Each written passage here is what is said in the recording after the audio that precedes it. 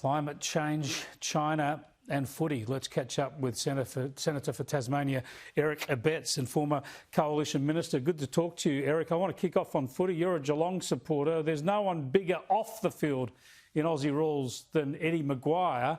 What's your take on him being forced to resign today over that racism controversy after commissioning an internal review into racism in the club of Collingwood?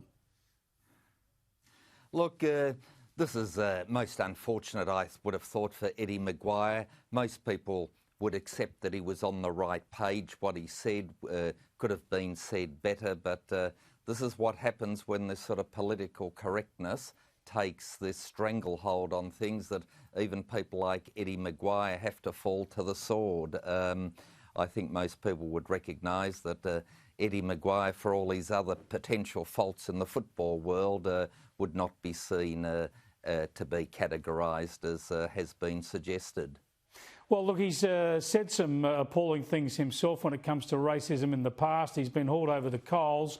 That's why, of course, the club commissioned this internal review. It was doing the right thing to examine its own culture and try and improve, which is why Eddie McGuire said last week it was a proud day for the club. It seems that very phrase, by referring to it as a proud day, was enough for people to start baying for his blood and force him out.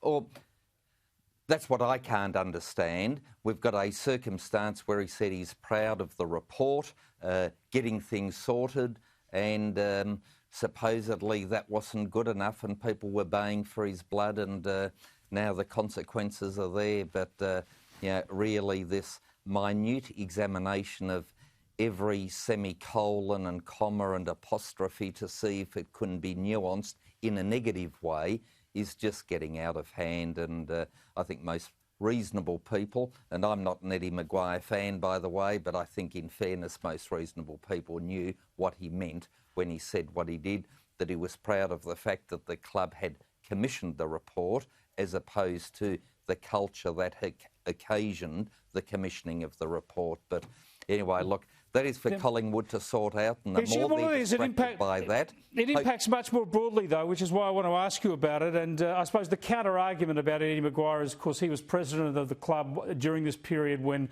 according to this report, a bad culture developed. Let's have a look at a little bit of what Eddie McGuire had to say today. We are not a racist club, far from it. It is why I'm so proud of our club and the people every day of every week who benefit and who are inspired by the very purpose of the being of Collingwood, and that is to be a beacon of hope for all people, particularly those at their lowest ebb or have been socially isolated and left behind.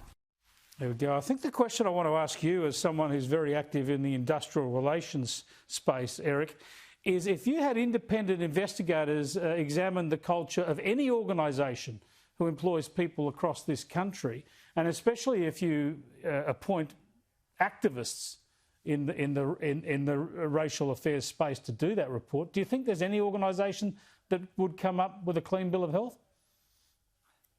Look, very, very doubtful that would be the case, and I can't sort of comment further on that. Suffice to say, I think we all know that we should be judging each other not on the basis of our sex, skin colour or whatever else, but the content of our character, our integrity, our honesty, our principles. That is what ought be the consideration, and that is why identity politics is just so corrosive within our society, and we have to re-adopt that which Martin Luther King said, that he wanted his kids to be judged on the content of their character, not the colour of their skin. And if we all did that, I think the world would be a lot better place. Well, identity politics is too difficult, so let's move over to a very easy issue, and that is climate action. There's a lot of speculation about the falling out between the Nationals and the Libs over the signing up to net zero carbon emissions, greenhouse gas emissions by 2050. The Nats, obviously, most of them don't want to sign up to that, understandably. That was the position at the last election. I would have thought there's plenty of Conservatives in the Liberal Party who won't be too keen about signing up to net zero by 2050. Would you be one of those? Well, let's be very clear as to what the Prime Minister said. As I understand it, he said it would be preferable if we could achieve a 2050 target on the basis of technology and not ideology.